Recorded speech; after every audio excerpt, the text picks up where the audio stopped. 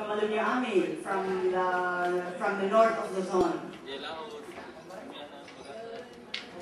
Before I start my presentation, I'd like first to acknowledge Ma'am Jean for having given me the proper advice at the beginning of our academic training regarding the course to take.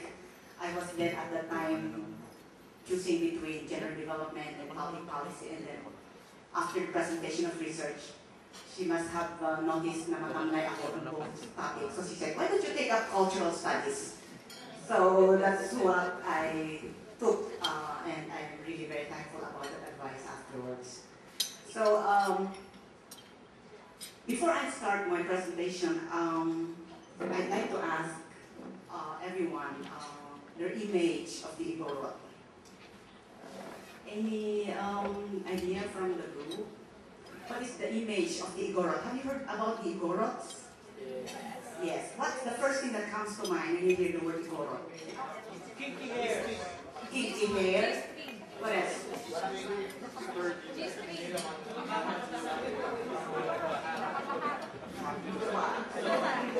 Okay, honestly, very, very honestly, what is your image? Okay, nakabahag, kinky hair, what else?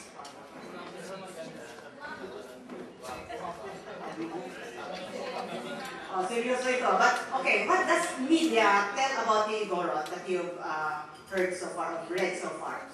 If they're depicted in televisions and in advertisements, what is the image of the Igorot? Yes? Totoo lang noon, sabi nila mga Muslim ay buntot daw. Tapos sa Igorot daw lang bigat.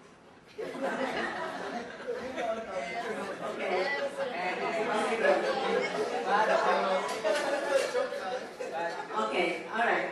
Sige, we have to accept it na in media, portrayal of the Igorot is mostly negative. That has its roots doon sa colonialization of the Philippines. And this is where I will start my sharing of the paper that I've done. The title of the paper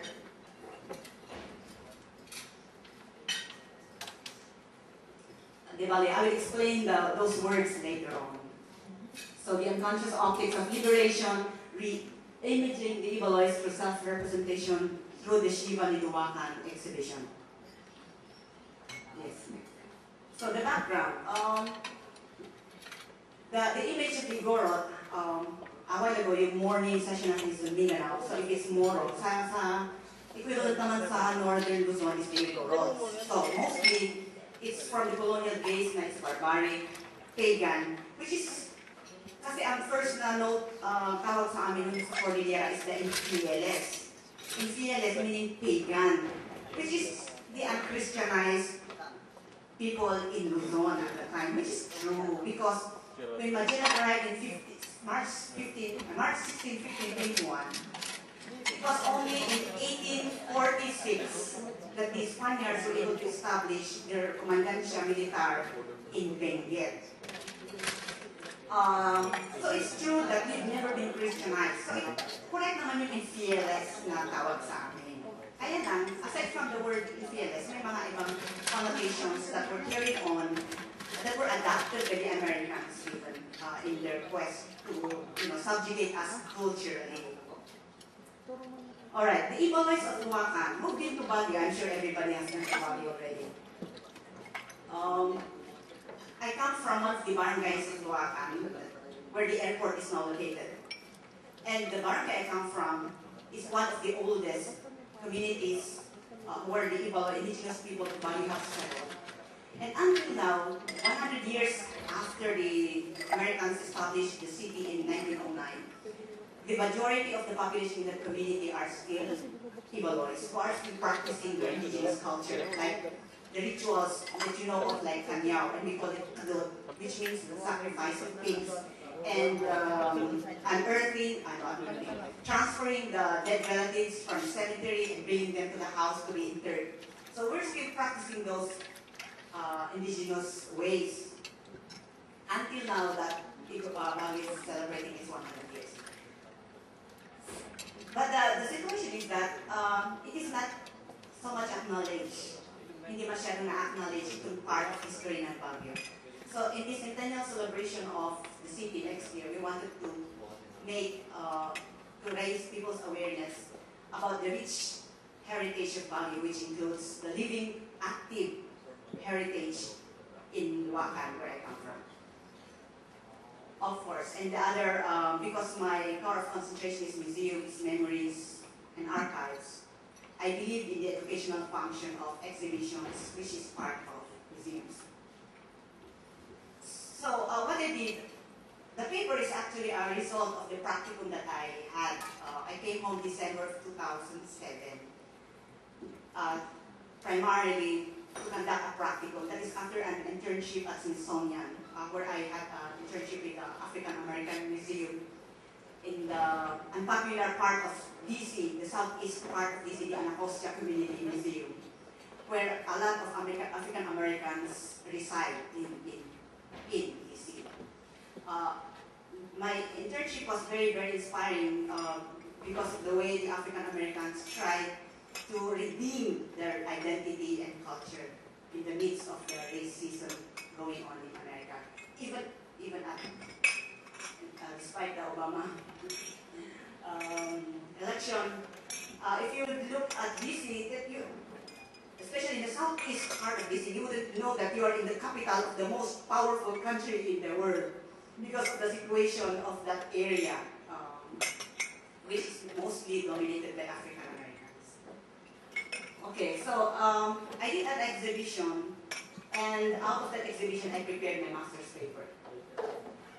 Okay, so that's what I'm going to share to you now, friends. Right? I'm going to, because my paper is so, I'll try to explain na lang kung ano yung content ng paper. That was actually a description of the practice that I did. Sige, what was the objective of the exhibition? Ito yung to demonstrate the use of power of representation for Ibaloy images. So what is itong power of representation? It is the power to reproduce structures of beliefs and experiences through which cultural differences are understood. Okay, so, yun nga, sinabi natin kanina ngayon, image of the Ibaloy or image of the Ibalos were mostly done from the colonial days. So kung ano alam natin, I those who have the capacity to reproduce that image in advertisements, who have the power, the position, and the authority to say that these are the images of these people. So, anong mangyayari if that power of representation was taken by the people, the community themselves? So I would like to demonstrate what happens if we ourselves, we the Ibaloy ourselves, access and utilize the power. Another objective of the exhibition is to tap the unconscious optics in photographs to image the Ibaloys.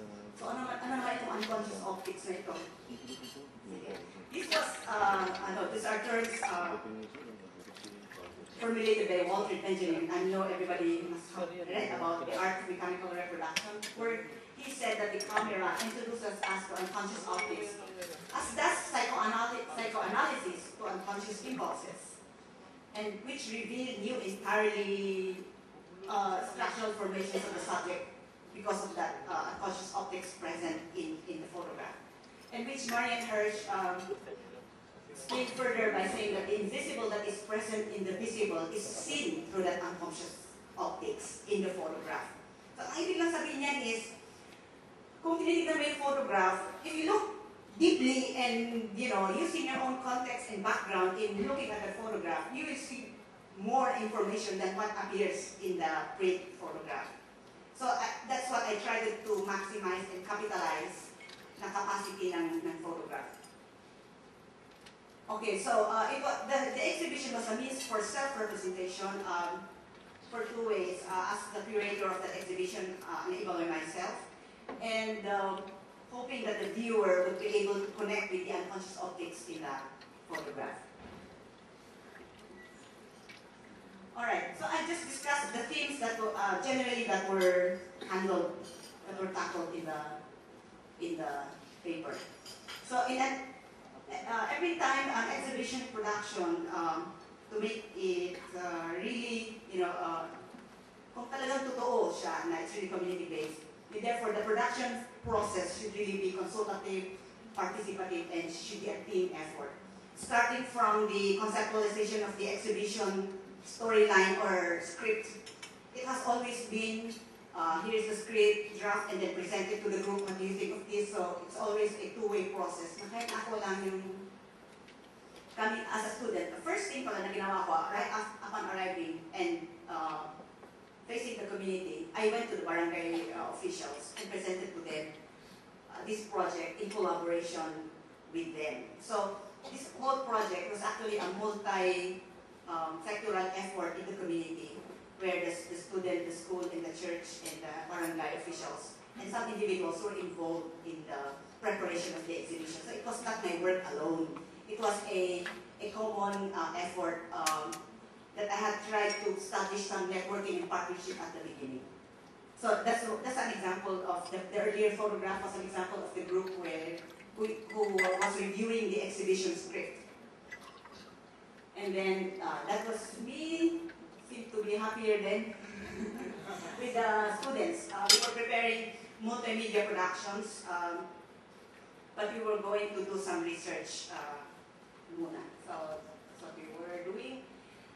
And one key theme is that the need to highlight the core values of the culture. Because I'm sure the question is, are we going to preserve? No culture is permanent, hindi siya dinosaur. It's always dynamic. It's always changing.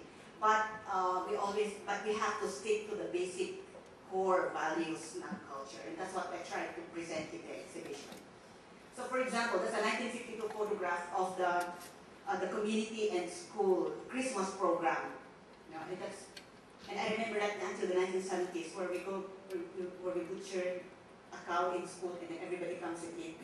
You know, and the community spirit is just so, you know, close, and so you can really feel the belonging in the community. Another one is that photograph I use is yung tulungan ng community during Kanyaws. So that's one example. And this is a photograph of the first Ilocano migrants in Duakan. Because of the airport, there were new employees. And I wanted to show this because noong unang dumating mga Ilocanos sa Duakan, they were the ones who learned the Ibaloy dialect. They really integrated in the people, the indigenous people, and there was a very good relationship. Pero ngayon, ang mga Ibaloys are not learning the dialect, but are, you know, learning the other dialects instead. And dito naman, because the venue of the exhibition is in the school, I wanted to show yung industriousness that were instilled in the students. Na kaninoon talagang, you know, you get the sunflower and the bulong tisaba to, you know, polish the floor. So there was a lot of, you know, good values na ginawa namin sa school noon. And of course, because my background is also on gender, I did not forget the fact that the Ibaloy women were very, very active. That's Magsaysay. You know, these women went together with others, went to Malacanang to complain their transfer from PMA, where PMA is located now, to be given, you know, other places to go kasi pinalayas sa PMA. Yung mga nag-graduate sa PMA, you would know that. Okay. Ancestral land, actually, yes. PMA is ancestral land. There's still a fight about it. Okay, the exhibition is educational. I had grand time interacting with the students talaga. Using those photographs, you know, for example, there's a photograph of parang guerrilla siya, and then sabi ko, tinanong kong bata, who's your family name? What's your family name? Sinabi yung family name niya. And then sabi ko, that's your grandfather. And then nakita nila yung picture, tawanan sila. Pero sabi ko, you know, that's an example of an Ibaloy warrior. You know, sabi ko, wow. You know, so ganun, nagkakaroon ng, if you explain the context and, you know, highlight the good things about it, might be realized. Okay, it's interactive and multi-sensory. One of the features of the exhibition is to come up with the genealogy of the community. And so my informants were the students themselves. First I asked them, what's their family name, what's their grandfather's family name, and merong program on genealogy na i-click mo siya, pwede mong i-encode. And it's an exciting event for the children to realize that they are the 6th and 7th generation of Ibaloys in that community. So no, it's a very good experience. Okay. Alright, wonder and resonance. this is the photograph that first, in my paper, I said that, caused a lot of uproars, boisterous laughter. Because sabi nila, ganyan pala yung ating mga fun, but the laughter was not in derision, and it's not in, bakit ganyan yung aming ancestors. That's a burial actually. Having that photography, that exhibition, it's something that, creates some form of value and honor to their origins. Okay, wonder pala, ibig sabihin ng wonder is the feeling of awe. That's, pagtingin mo lang sa kwan, yung awe is there. That's my grandparents, great-grandparents' photograph that I have never seen before, And this, okay, I wanted to share this photograph. This is my grandfather and grandmother's photograph. My grandmother is on the right.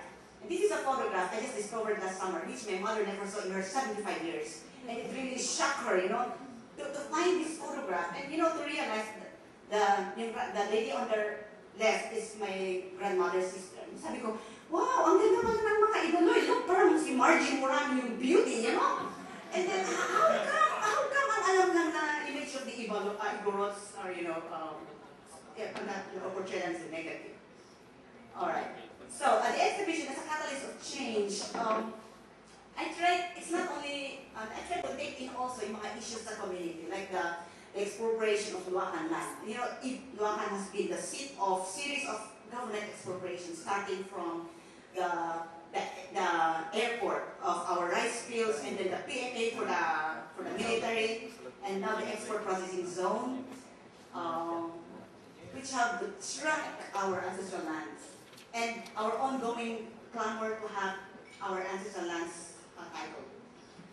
And also our present concerns in the city, where they are proposing now a charter change of our city's charter, whereby titled lands will be declared public for townsite sales application, which would include our land, and so something really that have to become aware of. Now, because the exhibition was a catalyst of change, I would like to follow it up and find out kung ano yung naging effect niya sa audience.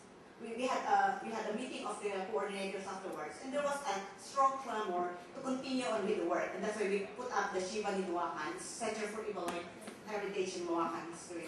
Chiva actually means telling stories or telling the roots of the people, and so that's my paper because it's time's up. The time is up already, so if you have other questions, I can entertain.